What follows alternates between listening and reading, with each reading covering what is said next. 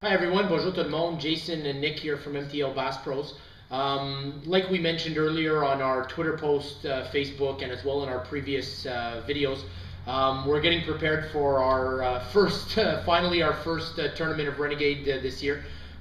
Winter's finally over. This long closed spring season is finally over. We've been dying to get out and catch some bass. We only were able to get down to Lake Champlain once, unfortunately. So we're going to do this video in bilingual. We're going to be jumping back and forth and repeating in both languages, so bear with us here. Basically what's happening here is we did a lot of research throughout the winter. We know the St. Lawrence River from Cornwall Dam up to the Brockville area pretty well. We fished last year a couple of times, or 2 years ago a couple of times up in the Kingston area, Thousand Islands principally, but we don't know it well enough, so we're probably not going to be heading up there really for practice. So we're going to break it down and explain to you guys how we're going to be getting into our practice period. As a lot of you may or may not know, fishing is not just, oh, we're going to go practice and fishing on a lake. It's a lot of preparation. Gas is extremely expensive these days. You don't want to be spending a fortune, 150 bucks a day going left and right down the lake, going from one bay and one point to another bay and another point 40 miles away. So what we're doing is we're breaking down a portion of the river into 5 or 6 pieces. So what's happening is on the Monday of, if I'm not mistaken, it must be Monday the 26th or 27th, the Monday right before Renegade tournament. I'm going to be leaving to go for 5 days in practice. Nick's going to be joining me on the Friday. We'll get into the details in a second, but how we're doing it, like I mentioned, is we're breaking up the practice into 5 or 6 days. So basically, we're hitting the water, I'm working an area, and I'm going to be focusing on largemouth and smallmouth, primarily smallmouth, and then moving to largemouth. Nick, quand on fait nos pratiques, on fait beaucoup de recherches sur l'Internet avant, puis... C'est ça, comme tu as dit, là, on a eu tout l'hiver à penser à la saison de pêche, donc durant l'hiver, tout le monde connaît Google Earth, avec l'Internet, maintenant c'est très facile, donc on a fait un peu une recherche d'informations. C'est un plan d'eau qu'on connaît, comme tu dis, on l'a pêché plusieurs fois. À partir de là, un coup on a trouvé de l'information intéressante ou des nouvelles informations, comme tu as dit, on sépare le plan de jeu. Donc le lac, on a séparé le plan d'eau en plusieurs sections. Toi, tu es là 5 jours avant le tournoi.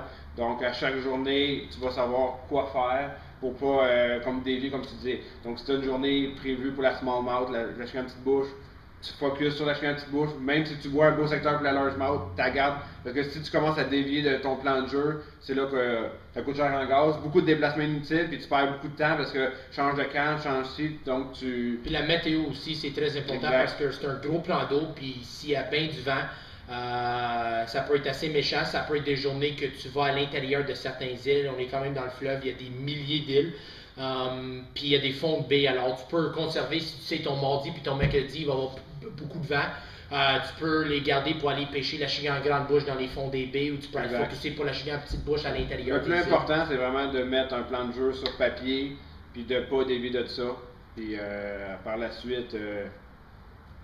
So just to repeat in English, basically what we're saying is the weather has a huge factor. As if you guys have ever fished the St. Lawrence River or any of these large bodies of water here in Quebec and Ontario, the St. Lawrence River can get pretty nasty, so you might want to break it up. If you see that it's very calm and you want to do some sight fishing or you want to see clearly, you may focus, even if you have some good largemouth places that you want to check out, you may stay on your smallmouth pattern as the open water is calm and clear and you can get from spot to spot. And when it gets a little windier, get into the back bays, get into the shallower water and go fishing for largemouth. So to move on what we did for practice here is we believe that the smallmouth and the largemouth are going to be still in a relatively shallow pattern. The reality of it is we have a lot of different patterns that we believe are going to be working. We fished a tournament the 30th of June 2 years ago on the St. Lawrence River. It was actually leaving from Morrisburg as well. And we were on a pattern that we did about a 16-pound bag, but we got in that pattern in the afternoon before the tournament. So unfortunately, we won't get into too many details on what we think the main pattern is going to be. But I mean, we have a lot of ideas on what's going to be working. Now, obviously, when the tournament's over, we've always been the type to divulge all the information. So we'll go over everything with you guys, explain to you what we found, how we found it. On the Thursday before the tournament, we're going to have a practice resume of how my Monday, Tuesday, Wednesday, and Thursday went practice-wise. Maybe hopefully show you guys some fish that I caught. I'm obviously not going to catch fish if I see which ones they are. But, you know, some areas when you're fishing new spots, a lot of fishermen will also say, don't sting your fish in practice. Well, I'm somebody who is totally against that, and not that you don't sting fish that you see, but when you're fishing an area that you've never been before, you have to catch the fish to see the quality. So, peut-être tu pourrais aller. Ouais, pour faire un petit résumé ce que Jason a dit, dans les, je pense que c'est il y a 2 ans, on a fait un tournoi pas mal des dates similaires. Je pense que c'était juste une semaine plus tard. Puis n'oublie pas, je vais juste mettre une chose, c'était plus chaud cette année. Alors le printemps était plus chaud il y a 2 ans. Donc on a fait un panier à peu près de 16 livres et on avait trouvé un genre de pattern en fin de journée. Donc là, c'est le fun parce que vu que le tournoi est pas mal dans les mêmes dates, on va pouvoir reproduire ce pattern-là qui avait fonctionné. On va essayer de le reproduire, ça va nous donner un point de départ. Puis on va espérer que ça fonctionne. Donc Jason, lui, va être là 5 jours avant. Il va faire un petit résumé à la fin de chaque journée. Et le jeudi, quand il va être de retour à la maison, il va mettre ça sur notre site internet. Le vendredi matin, on va pratiquer ensemble. Donc on va sûrement y aller à 2 bateaux là, ou à 1 bateau, tout dépendant. Qu'est-ce que Dieu a trouvé durant sa semaine. On va établir un plan de jeu pour le samedi matin, qui est le premier tournoi.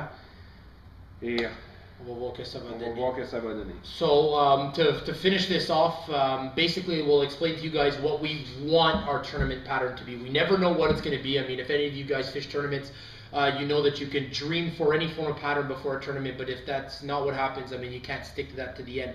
What we have discussed and what we would like to happen here is every year we always have a pretty good bag of bass in the majority of the tournaments we fish by 10 o'clock in the morning. After 10 o'clock in the morning, it seems to be the end of the world for us to change a fish. And one of the main reasons for that is because we're 95% of the time smallmouth fishermen. And I'm not going to say you can't catch big smallmouth, because some of you guys watching it are probably laughing, saying, well, I catch 5-pound smallmouth at the end of the day. Just a lot of times we get on our patterns, we do pretty good bags right off the bat, and we have a hard time. It gets slick, it gets calm. We run around a little bit too much. This year we want to focus a lot more on largemouth. With Renegade, you have lakes like Dog Lake and Big Rito and possible like Muskrat Lake for the Classic, and they're really good largemouth, as well as smallmouth lakes, but a lot of the big fish are largemouth. And last year we fished a lot more largemouth towards the end of the year and got a lot more confident. Not saying we don't know how to fish largemouth, I mean, we fish largemouth all the time, but we don't really focus on them in tournaments because we fish almost always the St. Lawrence River. So this year, to come back to what I'm saying, is we want to get a good bag of smallmouth, 16, 17, 18, 19, 20 pounds. I mean, 16 on the lower end, but 18, 19, 20 pounds of smallmouth, and then spend 4 or 5 hours in the afternoon looking for a lunker largemouth. So when I tell you that, I say 80% of our day is smallmouth, 20 or 30% of our day is largemouth. Well, I want the practice to be the same way. I want to focus primarily on getting an 18+ pound bag of smallmouth bass, and then spend the rest of practice looking for those big kicker largemouth areas. So every area we're going to, look for smallmouth, like we said, get a smallmouth pattern down, and then work the largemouth areas. Don't sting the largemouth. Feel the bites, and then just run and gun a bunch of different spots. And I feel that way we can do an 18, 19, 20 pound bag of smallmouth, and then hit a big kicker 5-pound largemouth, which will push us to our 21, 22, 23 pounds, which I'm dreaming saying 23 pounds, but I believe that unless you get 5 giant smallmouth, the St. Lawrence River has massive largemouth, and I think that we can honestly, if we get on a good smallmouth pattern, we get 1 kicker largemouth, we can have an amazing tournament. So. En résumé, notre grosse difficulté des dernières années, c'est qu'on fait probablement quasiment toute notre pêche de 7h à 10h le matin. Vers les 11h midi, jusqu'à la fin du tournoi, on a beaucoup de difficultés à changer de poisson, à augmenter notre score.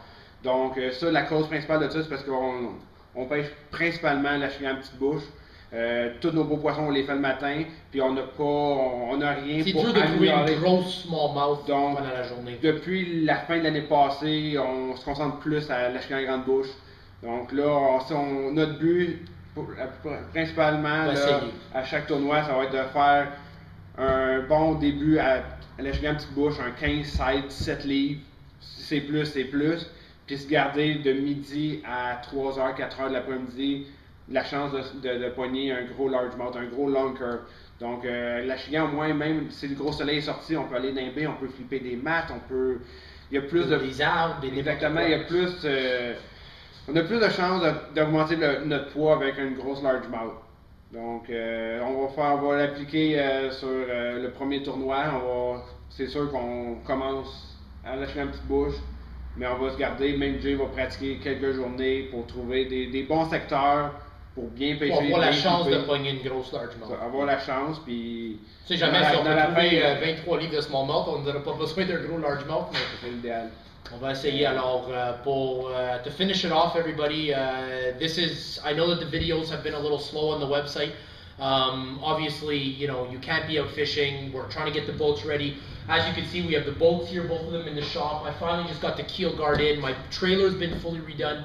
Nick's finally got his Ranger. He just got his sonars all properly installed on the boat. En passant, on voudrait peut-être, on aimerait remercier MG Valleyfield de nous prêter les lieux, une belle shop, tout est accessible, les outils, on a tout, donc ça permet d'être fin prêt pour la saison qui commence dans 2 semaines. Yeah, big thanks to MG Valleyfield. I mean, if we weren't even mentioning this, but if you guys are ever looking for it's a Nick's family business, and they do car aesthetics, detailing. I mean, especially boat detailing. Nick's is still a little dirty. It's gonna happen this week. If you take a look at my boat in the background there, it's sparkling clean.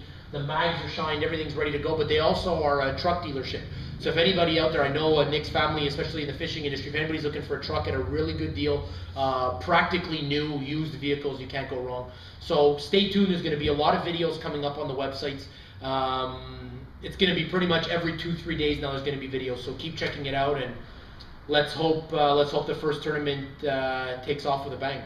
On est vraiment excités, la saison commence. Grosse saison 2.